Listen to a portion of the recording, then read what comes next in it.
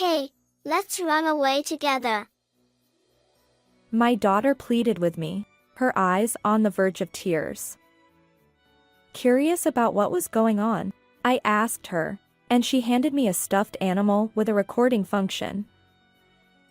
Dad said he doesn't need mom or me. He likes a different lady. My tearful daughter had recorded my husband's voice on the stuffed animal. Faced with the horrifying revelation, I made up my mind to escape. Wait! I won't allow you to leave like that. My disabled mother-in-law stopped us with a fierce expression. My name is Willow, a 33-year-old stay-at-home mom. I live with my husband Nolan, who is 2 years older than me, our 5-year-old daughter Alice, and Nolan's mother. Initially, after marriage, I worked as an office clerk in the same company as Nolan. However, I resigned when I became pregnant. Since then, I've been a full-time homemaker. Nolan also quit his job 6 months ago. I knew for a year that he was discussing starting a business with an old friend. He had been preparing while still working at his previous job. When everything was ready for the business venture, we decided to move to Nolan's hometown, changing both our work and house. That's when we began living with my mother-in-law, about 6 months ago. My father-in-law had already passed away, and my mother-in-law, who has mobility issues and mild cognitive impairment, lives alone with the help of caregivers. However, due to the spacious property at the family home, we renovated it to accommodate all of us. I'm busy, you know. Take care of mom for me. Nolan's joint business venture with a friend was in the wholesale industry. He was always busy, frequently traveling for procurement. As a result, household chores, childcare, and even caring for my mother-in-law became my responsibility. Although my mother-in-law can manage to move around independently with the help of a cane or walker, complex household tasks and long-distance outings require assistance. Since then, my days have been filled with the back and forth between my own room and my mother-in-law's, taking care of both housework and her needs after dropping Alice off at kindergarten. Hello. I've come to prepare dinner. With a smile, I greeted my perpetually stern-faced mother-in-law. Since we started living together, I had never seen her smile. Yet, she hadn't subjected me to the kind of mistreatment that's often associated with in-laws. It wasn't that she disliked me, rather, her frustration stemmed from her loss of physical independence. Although she didn't express gratitude with a smile, she always ate the meals I prepared neatly and never interfered with household chores. When we first met before my marriage, she was a cheerful and kind mother-in-law. I realized that losing physical freedom could be incredibly stressful for anyone. I believed my mother-in-law was suffering too, so I dedicated myself to caring for her. One day, while cleaning her room, she approached me from behind. Willow, take this. She handed me a large diamond ring. Oh. What's this? It's the ring my mother-in-law gave me when I got married. What? Can I really accept something so precious? Precious or not, it's dangerous to step on. It has no value just sitting around, and it's in the way. You're young, you'll find a use for it. As usual, she said this with a stern expression and promptly returned to her room. Did she bring it for me? Seeing the ring warmed my heart. That night, I showed the ring to Nolan and Alice, our 5-year-old daughter. Alice, who had recently taken an interest in fashion, looked envious when she saw the large diamond ring. Wow! Mom had such a diamond! Indeed. We didn't notice because she lives so modestly. When Dad passed away, there was quite an inheritance, but there's no record of her spending a cent. If she won't use it, maybe I should ask her to give it to me. Come on, let's not be greedy. I scolded him, and Nolan laughed it off as a joke. Later, I carefully stored the ring as a cherished treasure. Despite the daily busyness and challenges, I found fulfillment in our daily life. Nolan's business seemed to be on track, and he traveled frequently, not only returning late at night but also going on more business trips. Then one night, when everyone was asleep, Alice suddenly woke me up. Mom, wake up. Alice? What's wrong? Alice shook me urgently, her face filled with an inexplicable fear. Had she had a bad dream? I moved closer to hug her, but she had something else to say. We need to escape from Dad right now. Otherwise, both you and I might disappear. Huh? Disappear? Confused, I tilted my head as Alice's words puzzled me. Maybe you dreamed it. Poor Alice, let's sleep together. No. We have to run away. It's true. Frustrated that I didn't understand, Alice half cried as she handed me her favorite stuffed animal. It was a recent Christmas gift with a recording function that allowed her to record her own voice. Curious, I listened to the recording. To my shock, it was Nolan's voice making a phone call. The content left me wide-eyed and speechless.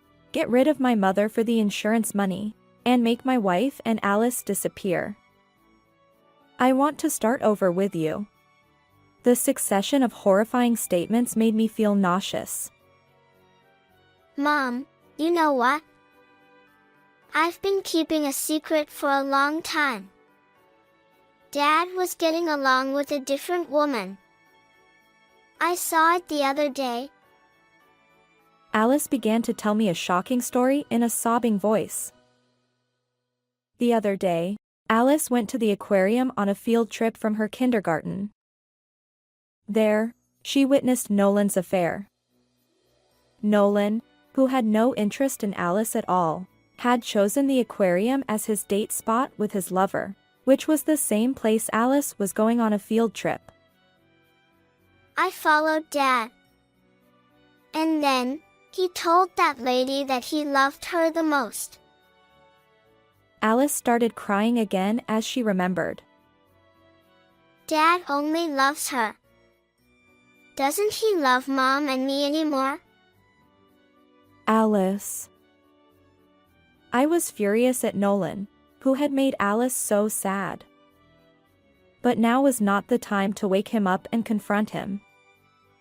The evidence was weak, and more importantly, I was worried about the content of the recording. Grandma's insurance money? Make me and Alice disappear? No way. I hurriedly packed my bags. Fortunately, Nolan's bedroom was at the back of the second floor, so it was okay to make a little noise. I didn't understand the meaning of the recorded voice clearly, but I felt it was dangerous by intuition. I finally finished packing and headed to the front door with Alice. But there was my mother-in-law in the way. She was desperately keeping her balance with a cane, and had a terrible look on her face with ragged breathing. Wait! I won't let you run away like that. Do you know something? I looked at Alice, and she shook her head. Alice hadn't told her mother-in-law. Well, it's winter now. I won't let you take Alice out in such cold weather in that outfit. She handed me some warm clothes. It was winter. I was so desperate to pack and run away that I didn't even think about giving Alice proper protection from the cold. I have something to talk to you about, Nolan. I decided to tell my mother-in-law about Nolan. I thought she was on our side. I know. He's infatuated with another woman and plotting something terrible. He thinks I'm a senile old woman and looks down on me. But I'm Nolan's mother. I see through everything. She looked a little sad. Did she know that her son was after her insurance money? Let's run away together. I walked up to my mother-in-law. I couldn't leave her in a place where there was someone who would target her own mother's insurance money. But she quietly shook her head. I'll only slow you down if I go with you, so I'll pass. Besides, Nolan is my son. I'm responsible for raising such an idiot. I'm going to stick with him until the end. What? What if something happens to you? In that case, use all of my inheritance for Alice. She handed me an envelope with a sad face. There were several $100s inside. This is for your living expenses for a while. Take it and get out of here. Thanks for everything. But... I tried to persuade her several times, but she wouldn't budge. I couldn't spend too much time, or Nolan would notice. Maybe I should leave her behind for today. That's what I was thinking, when I saw a faint smoke coming out of a room on the first floor. That was my mother-in-law's bedroom. I panicked and grabbed a fire extinguisher from the kitchen, and ran into the room. But the fire spread too fast, and one fire extinguisher wasn't enough. Alice, can you run? I didn't give her a choice and forcefully carried my mother-in-law on my back. Hey, what are you doing? You'll be too late to escape if you carry an old cripple like me. Leave me behind. Hurry! Leave me behind. Shut up! Just be quiet! I shouted and pulled Alice's hand, desperately heading for the front door. And somehow, I managed to open the door and escape outside. Almost at the same time, an ambulance and a fire truck arrived. It seemed that a neighbor who noticed something wrong had called them. Nolan, my son is still inside. Maybe even if her son was after her insurance money, she would instinctively try to save him as a mother. She staggered towards the fire, but fell after a few steps. It's okay. Let's leave it to the firefighters. The three of us were taken to the hospital by the paramedics who arrived. The three of us who quickly sensed the danger were almost unharmed. On the other hand, Nolan, who was surrounded by fire without noticing until the last minute, was rescued by the firefighters, but suffered severe burns all over his body. Fortunately, his life was saved.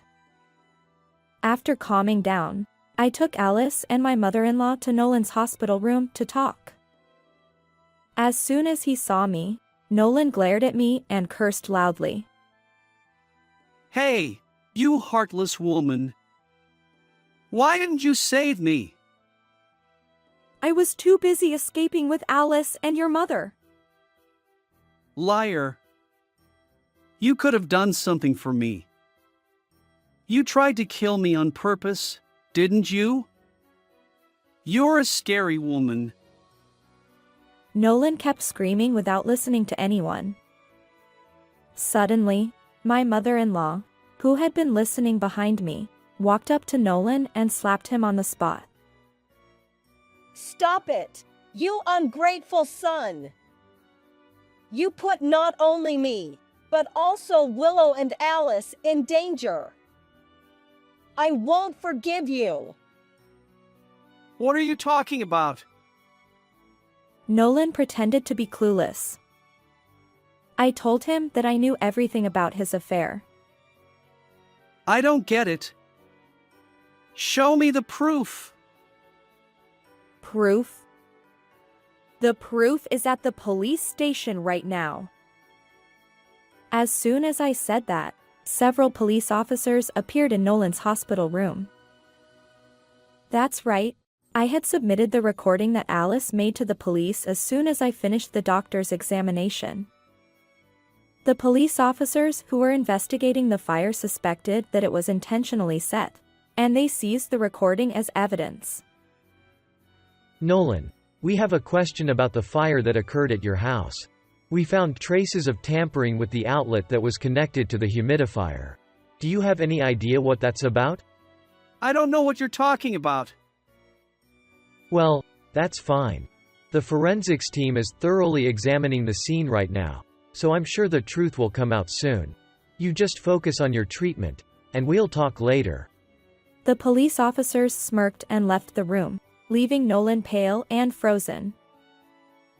A few days later, Nolan was discharged from the hospital and taken to the police station for questioning. The investigation continued, and Nolan's crime was confirmed. The truth behind the fire was this. Nolan, who was going on a business trip the next day, had rigged the outlet that was connected to the humidifier to start a fire while he was away. I liked the humidifier and turned it on every day during the day. On the other hand, the mother-in-law didn't touch it at all because it was too much trouble to plug and unplug it. Nolan expected that I would turn on the humidifier after he left for his trip, and that's when the fire would start. But the mother-in-law, who suspected his son's actions, noticed that he had tampered with the area around the humidifier, and turned it on while she was searching around by herself. That's why the fire started sooner than Nolan expected. Nolan was arrested for arson and attempted murder. There, I learned a new fact. Apparently, Nolan had been embezzling money from his company to lavish on his mistress. His co-founder friend was furious and determined to get back the money he had squandered. Even after Nolan was released, he would be in debt hell. After that, I divorced Nolan. Since the house had burned down, I found a new home with Alice and my mother-in-law. I had intended to live with my mother-in-law too. But she didn't want to be a burden to me, who was going to be a single mother, and she asked to move into a facility. As Nolan had expected, my mother-in-law had never used her late husband's inheritance, and she had a considerable fortune. After my mother-in-law passed away, Nolan, her only son, was supposed to inherit everything. But Nolan, who had committed a crime, became disqualified from inheriting, and lost his right to inheritance. On the night before she moved to the facility, my mother-in-law made a will that gave all her property to me and Alice. I'm sorry, I can only apologize in this way. My mother-in-law cried. Oh! Please smile. I said cheerfully. Alice and I love your smile. If you want to apologize, please smile a lot. Okay. She wiped her tears and showed me a smile. After that, my mother-in-law moved into the care facility. She looked happy surrounded by kind staff. Alice and I visit her once a month. I found a job and regained a place where I could feel safe. Today, I smile and start tomorrow. How did you like this story? Please subscribe to my channel. See you in the next video. After my husband's passing, the right to inherit his estate belongs to my daughter and me, which means my brother-in-law Robert has no claim to it. However, Robert seemed oblivious to this common understanding. Both Samantha and I have finished preparing to move. We just need to move our stuff in. We agreed to sell our house because we heard you were giving us your late husband's house. Isn't that a different story? Her words were punctuated by a loud shriek. As a result, Mia, who was inside the house, must have noticed the situation at the front door.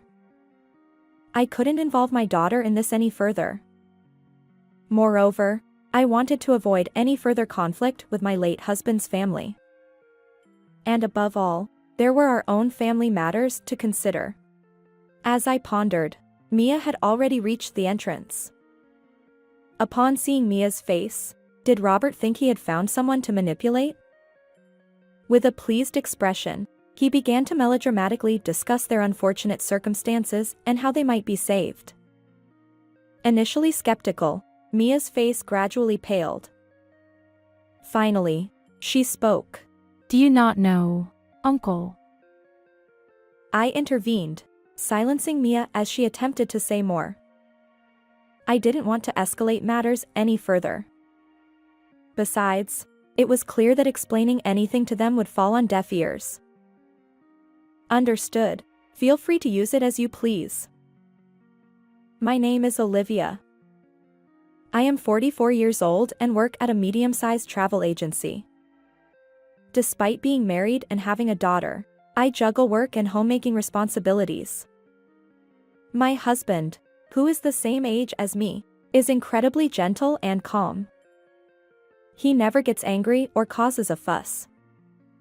In fact, he's so caring that he readily extends a helping hand to anyone in need, often putting others before himself. I've admired this selfless quality since we were dating. I met my husband over 20 years ago at a mixer. Initially, I had reservations about attending such an event, assuming it would be filled with superficial, self-centered people.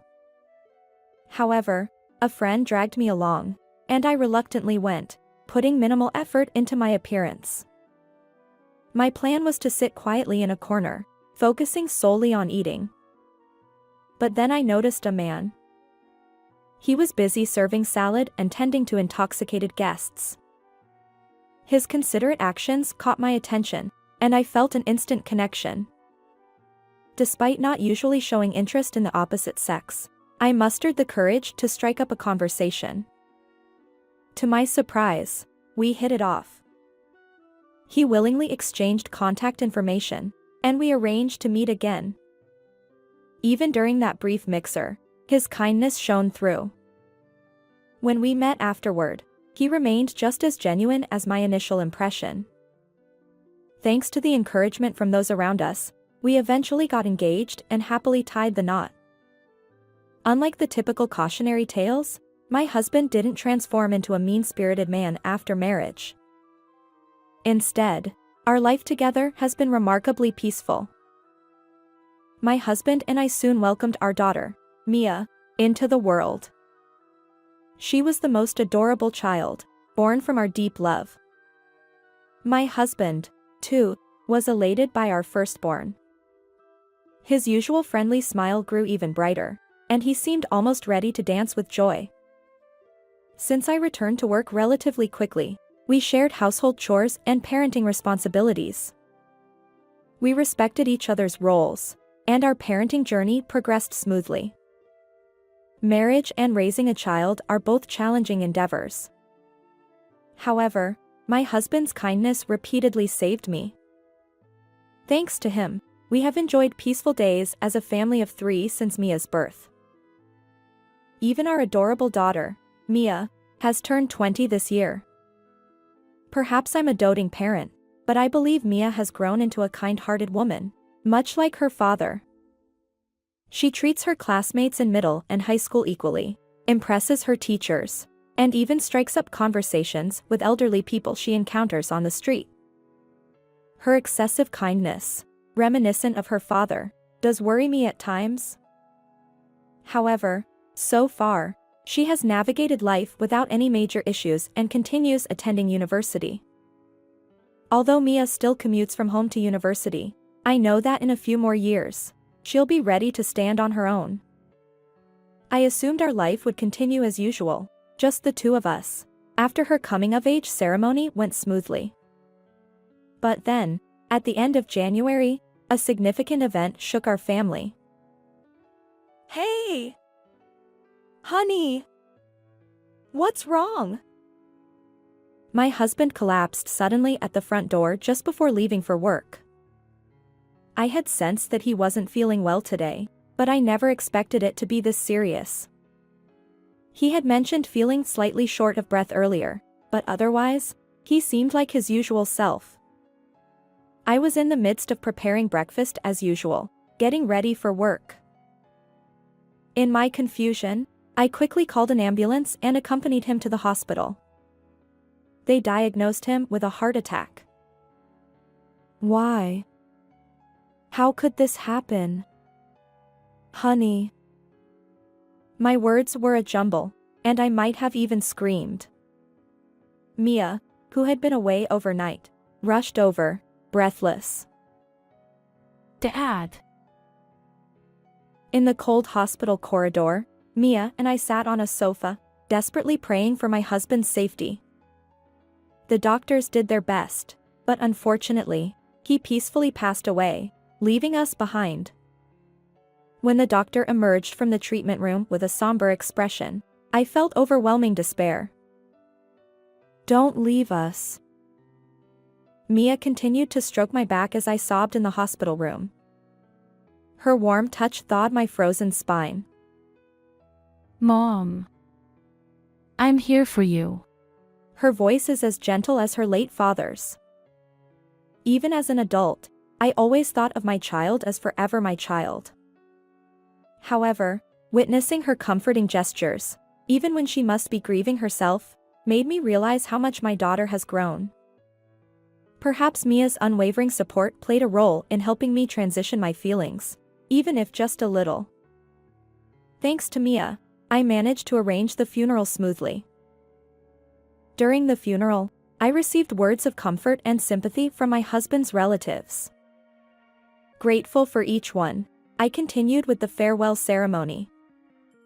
Although it was emotionally challenging, Mia and the support of those around me helped me get through it.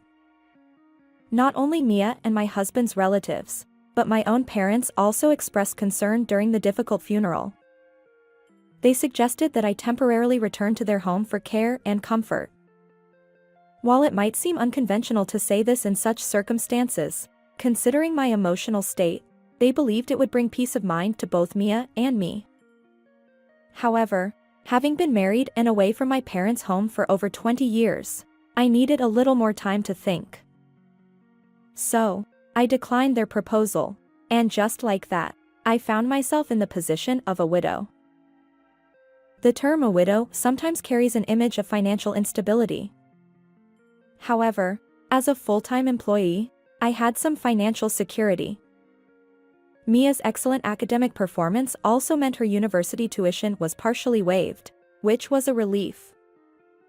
Yet, after the turmoil settled, a new concern arose when we dealt with the estate and other posthumous matters.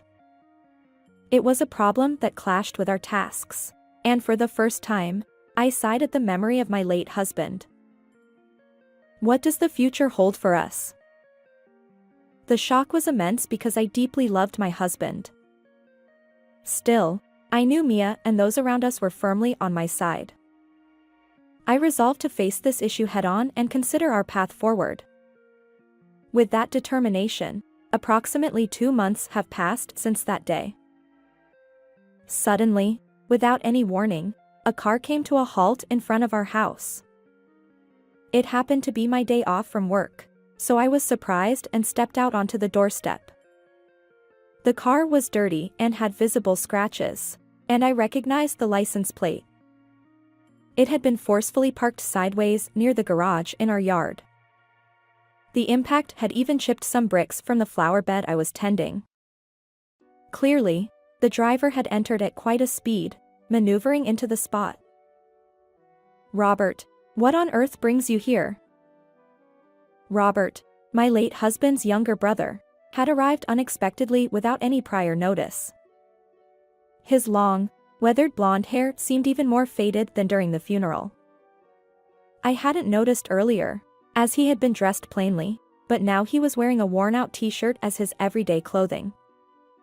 As he stepped out of the car, he blurted out, "I'm taking over this house. Pack your things and leave immediately." I couldn't fathom what he was saying. This house was jointly built with our savings after my husband and I got married. It wasn't Robert's family home. Moreover, Robert had never lived here, having been independent when I married. Except for family events, we rarely interacted with each other. Additionally, due to my husband's passing, the inheritance rights didn't extend to Robert, given my daughter and me. However, common sense seemed to elude Robert entirely. Mia is his daughter, so it's fine. I, as his biological brother, have a rightful claim over this house, even more so than you, who are not blood related to him. Robert proceeded to explain his current situation.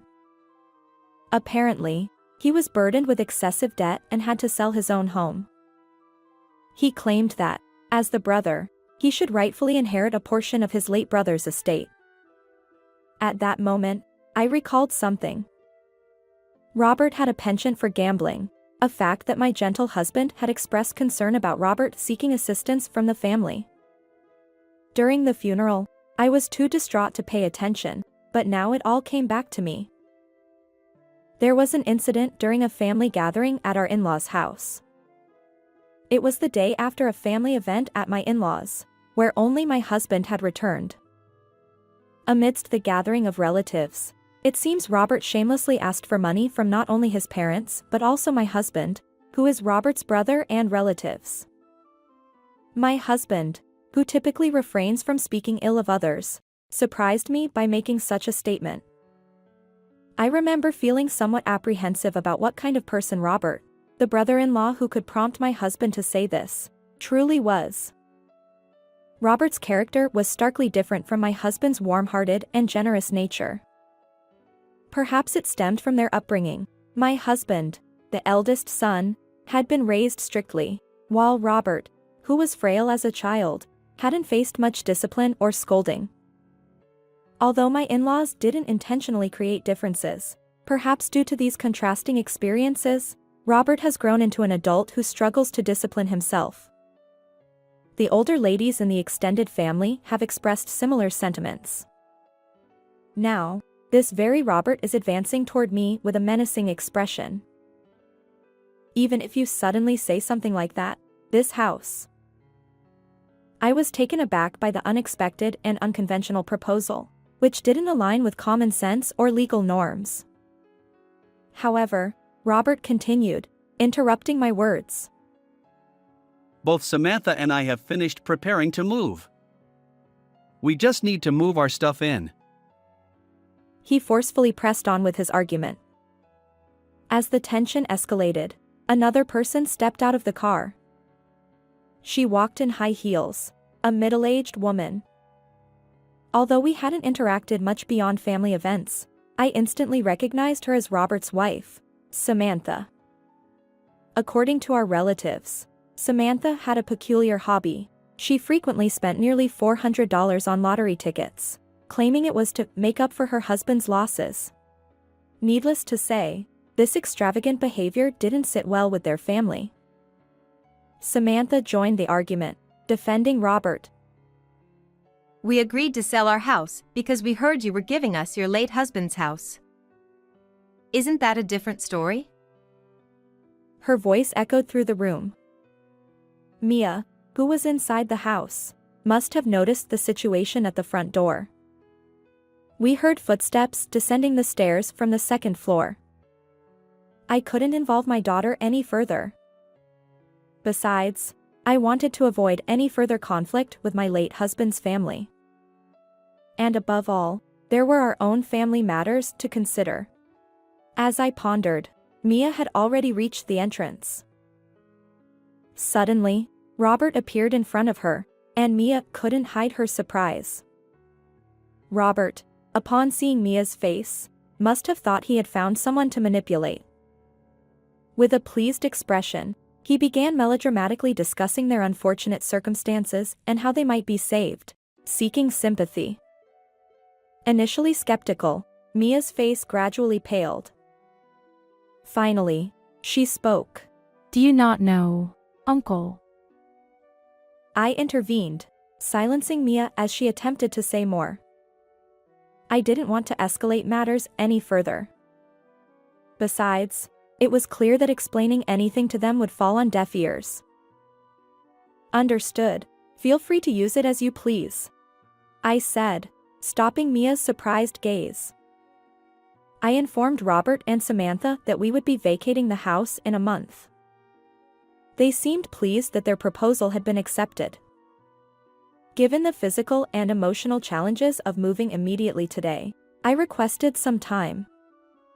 Perhaps because of this, Robert and Samantha were in better spirits and willing to listen. I asked them to leave for today, just temporarily, and took Mia back indoors with me.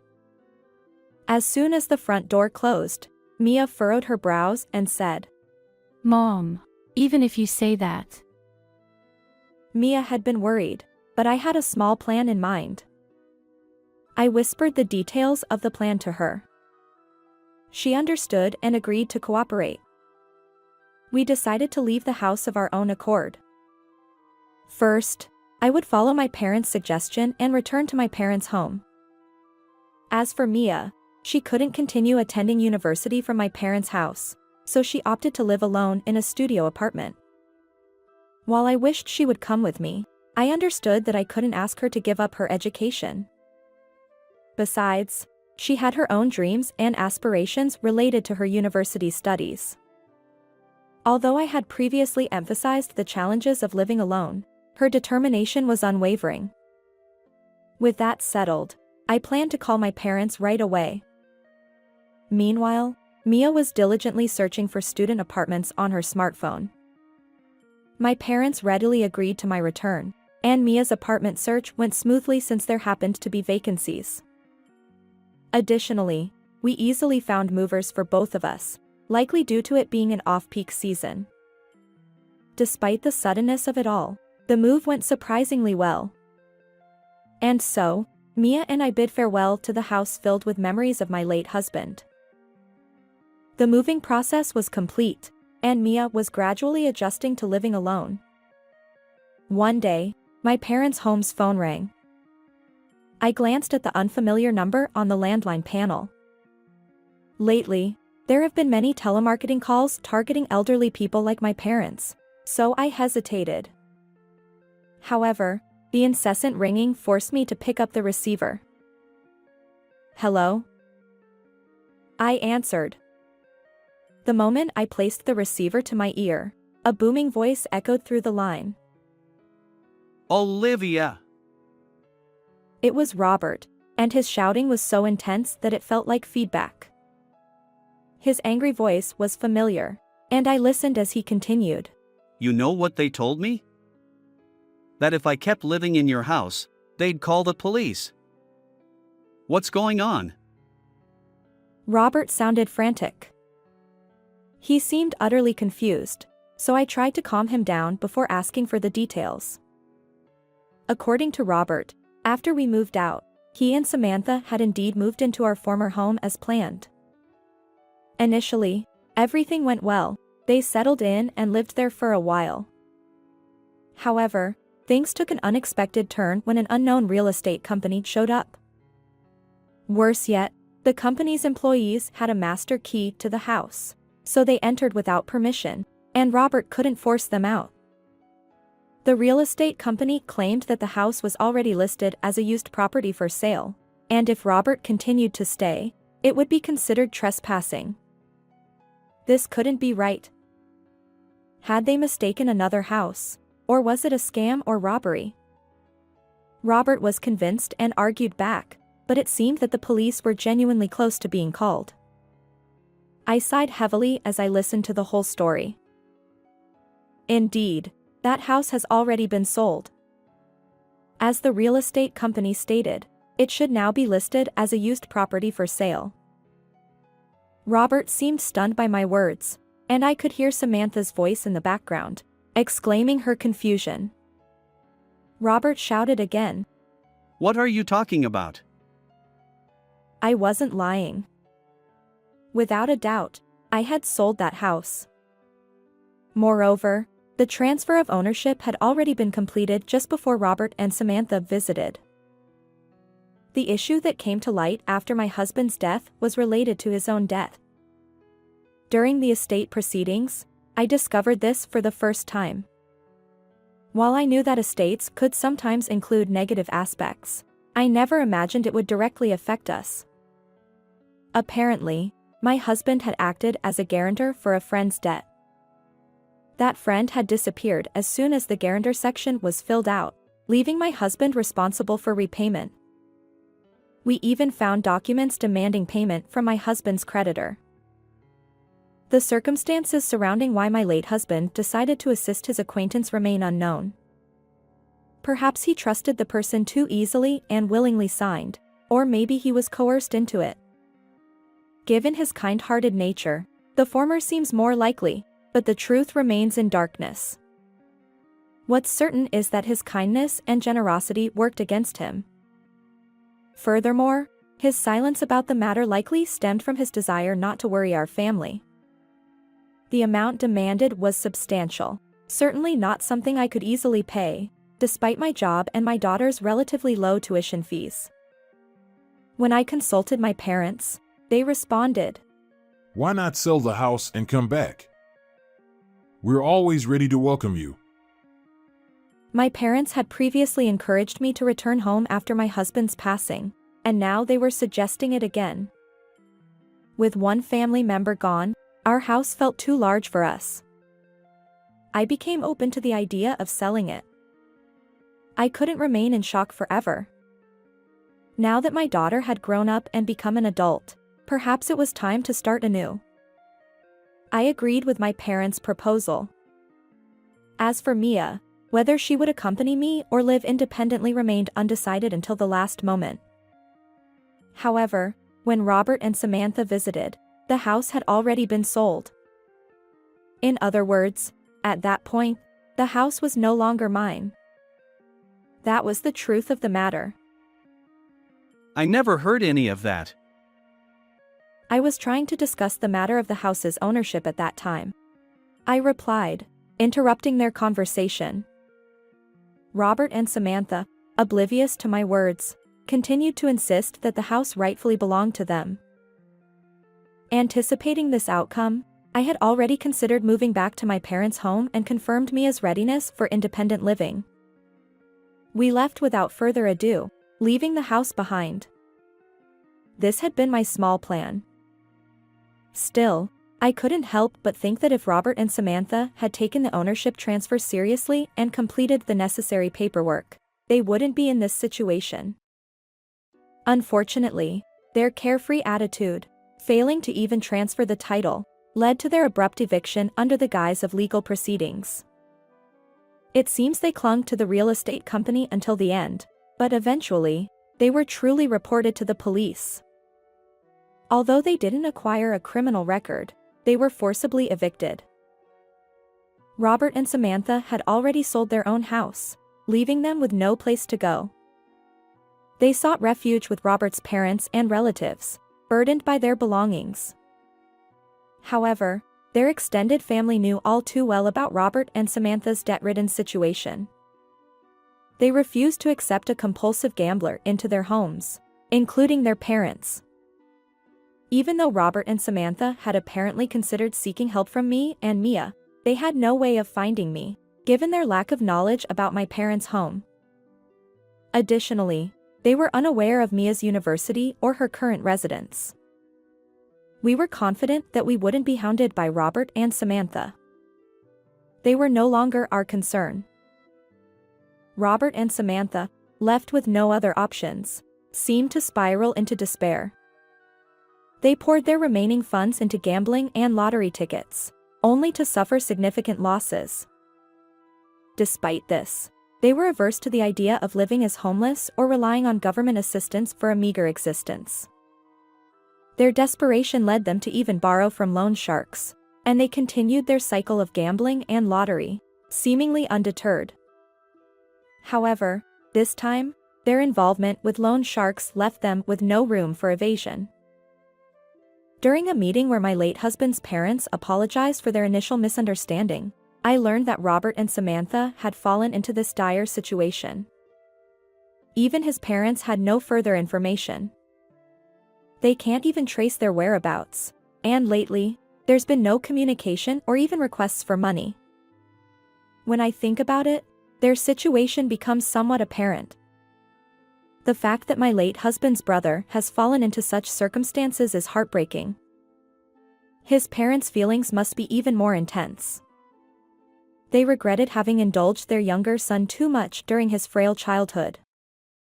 Moreover, the consequences of their elder son's generosity had now affected their grandchild. Despite it all, they sincerely apologized to me and Mia. They assured us that they would not assist Robert in the future. Initially, I felt uneasy about the role they played in this situation, but their genuine eyes convinced me that we could continue our relationship amicably. They prioritized Mia and me, handling the situation with care. Although my husband was no longer with us, Mia and I promised to visit my in-laws regularly. Mia, who loved both my parents and my late husband's parents, was thrilled about this arrangement. As for me, returning to my parents' home meant leaving my previous job. Unlike my daughter's university, which was still commutable, I was at an age where long commutes were no longer feasible. I decided to prioritize my well-being and avoid unnecessary stress.